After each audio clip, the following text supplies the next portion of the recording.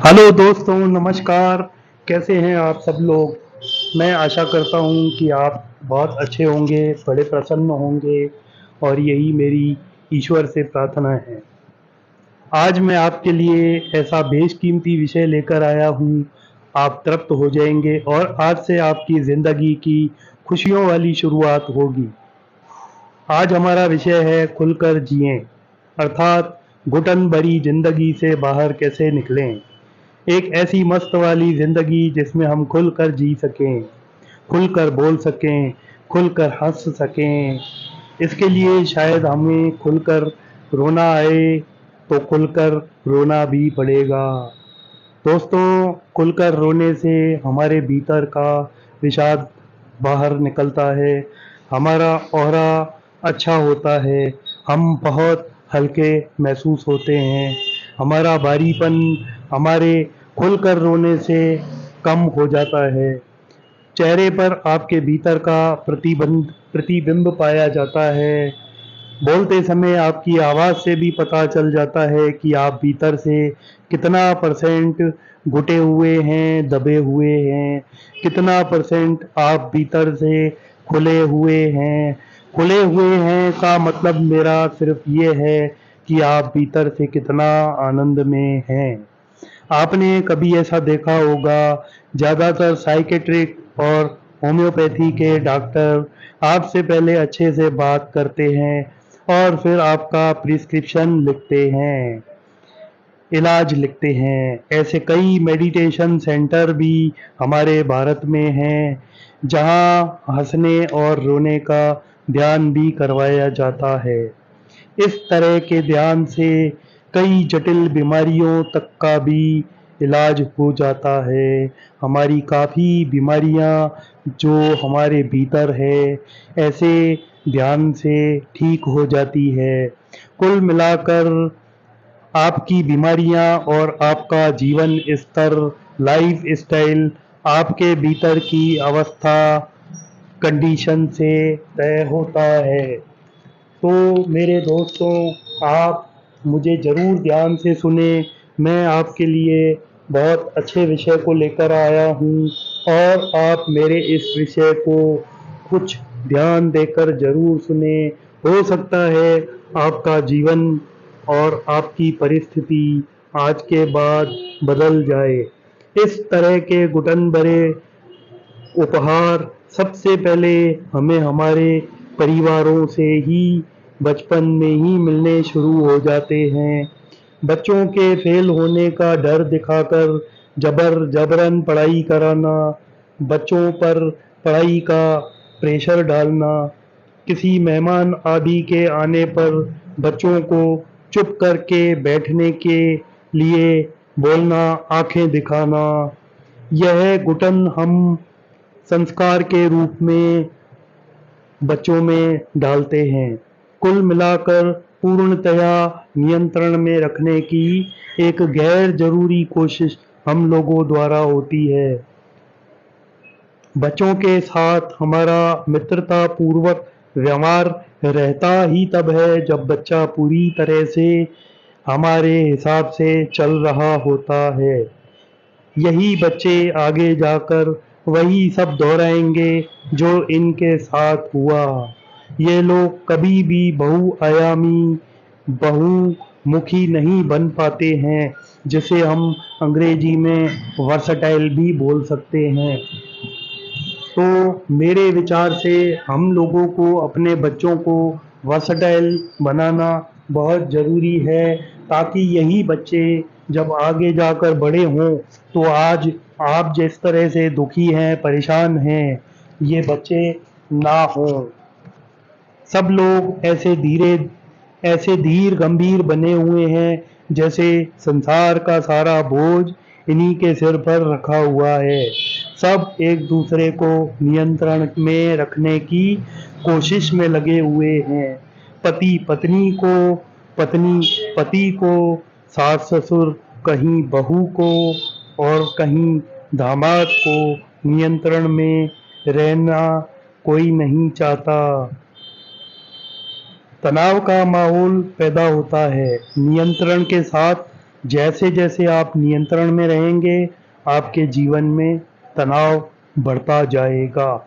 आप खुलकर हँस नहीं पाएँगे, खुलकर बोल नहीं पाएँगे, आप मज़ाक नहीं कर पाएँगे, जीवन में कॉमेडी से दूर हो जाएँगे और आपको दुःख, तकलीफ़ें, पीड़ाएँ, निराशाएँ धीरे-धीरे घेरती जाएगी, जो आपके आवामंडल में मौजूद रहेगी। याद रखें, यह तनाव ही है जो आपको सांस भी ठीक से नहीं लेने देता। उस बच्चे को देखें जो अभी जन्मा है, संसार के नियम कायदों को अभी नहीं जानता, उसके चेहरे पर तनाव मुक्त आभा होती है, वह ठीक से सांस लेता है। बच्चों को आप ध्यान से देखें, बच्चे पूरी तरह से पेट से सांस लेते हैं और आप स्वयं को देखें, आपकी सांस ज़्यादा से ज़्यादा आपकी छाती तक जाती है।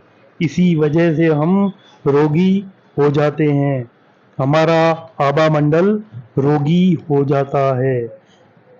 बच्चा बहुत खुलकर हंसता है क्योंकि उसको कोई तनाव नहीं है। आप गौर से देखें, हम सब सीने तक सांस लेते हैं। बच्चों को नियंत्रण में ना रखें, बल्कि उनके साथ मित्रता पूर्वक व्यवहार रखें। उनके साथ आप समय बिताएं, उनके साथ खेलें। आप बच्चों को अच्छे व बुरे का ज्ञान जरूर दें, लेकिन नियंत्रण में नहीं, बड़े ही प्रेम के साथ। जबरन मारपीट करके न पढ़ाएं, उनको उचित नींद दें। हम लोग जो अब तनाव से गिर चुके हैं, गंभीर हो चुके हैं, हम क्या करें? यही आज का खास विषय है। हम अब स्वयं को समय दें। हमें जब कभी मौका मिले रोने का, मेरा कहने का अर्थ यही है कि जब भी हमें लगता है कि आज रोने का मौका मिला है, तो आप कोशिश करें, बहुत ही तबीयत के साथ रोएं, बहुत ही दिल लगाकर रोएं।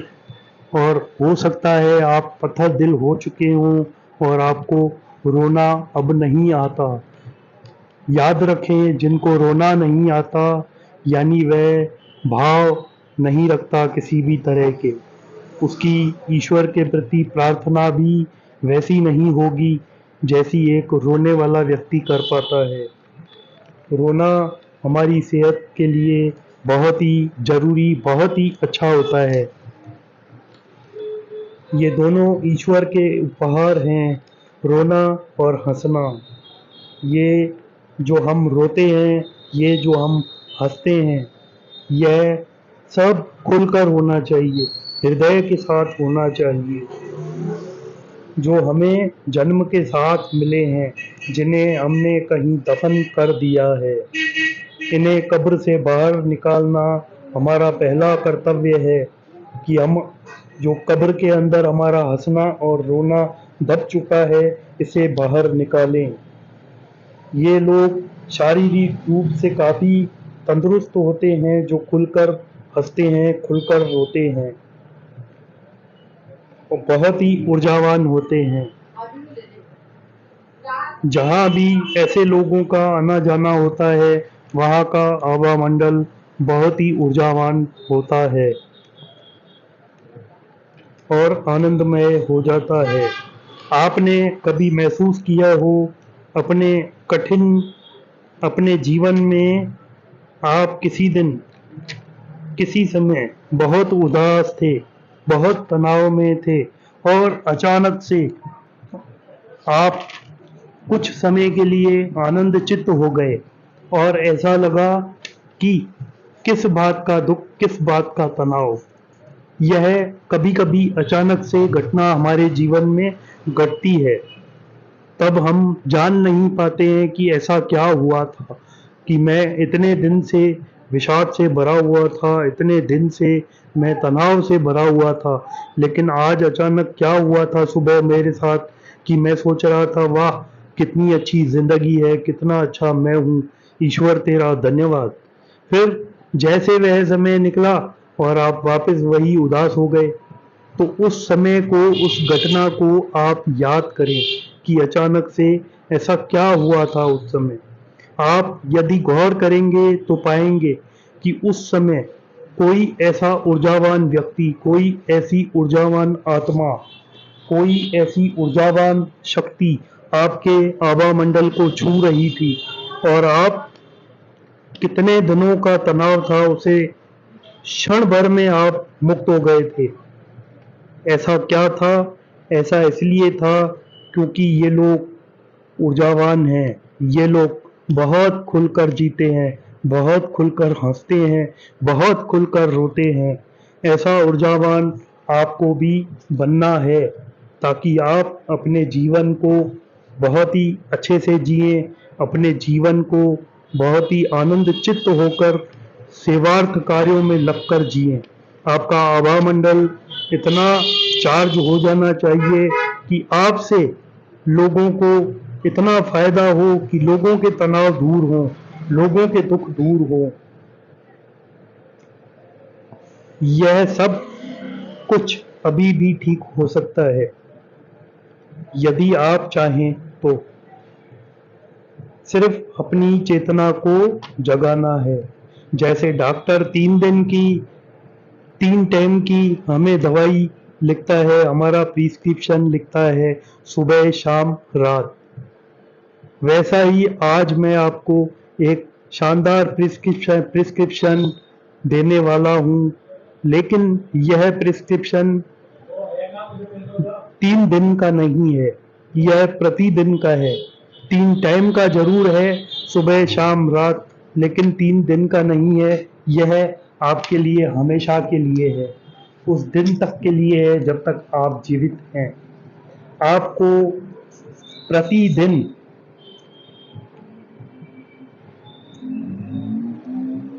आप सुबह शाम रात ठहाके मार मार कर हंसने का प्रयास करें।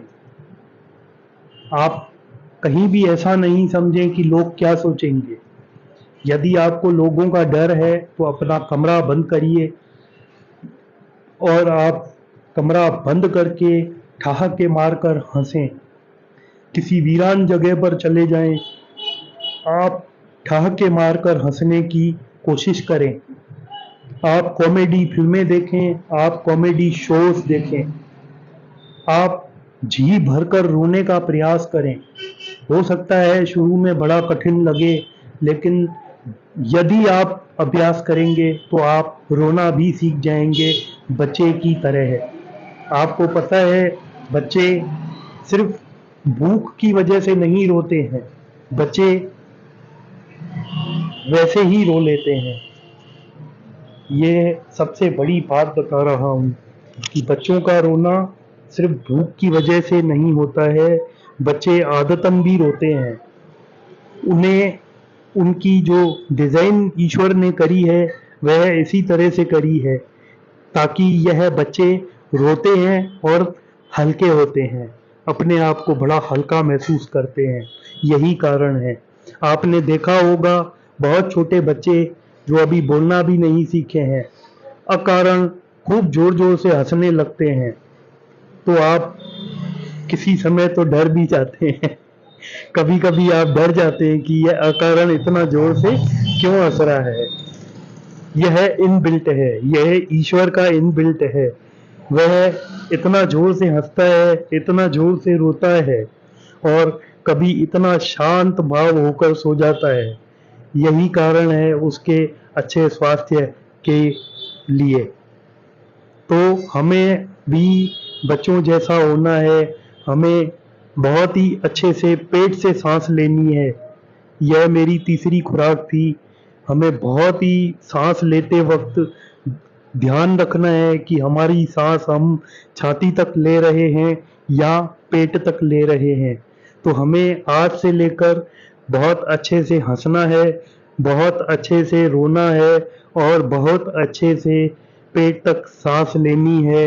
आपको मैं वायदा करता हूँ, यदि आप इन बातों का पालन करेंगे तो निश्चित रूप से आप 2 से 3 महीने के अंदर काफ़ी बीमारियों से ठीक हो जाएंगे।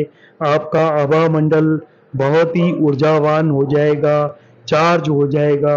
और यकीन मानिए, आपके संग रहते हुए लोगों को आपसे बिना किसी मदद मांगे ऐसी ऐसी मदद मिलेगी, आपके पास रहते हुए उन वो लोग भी ऊर्जावान होंगे।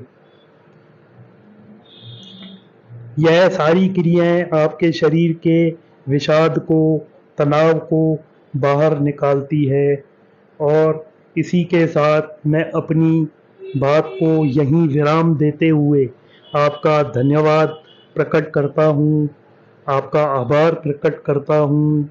और मैं आपसे निवेदन करता हूँ, यदि यह मेरा वीडियो आपको अच्छा लगा हो तो कृपया करके मेरे इस वीडियो को सब्सक्राइब करें, लाइक करें, शेयर करें, ताकि मैं भी आपकी आशीर्वाद से ऊर्जावान बना रहूं।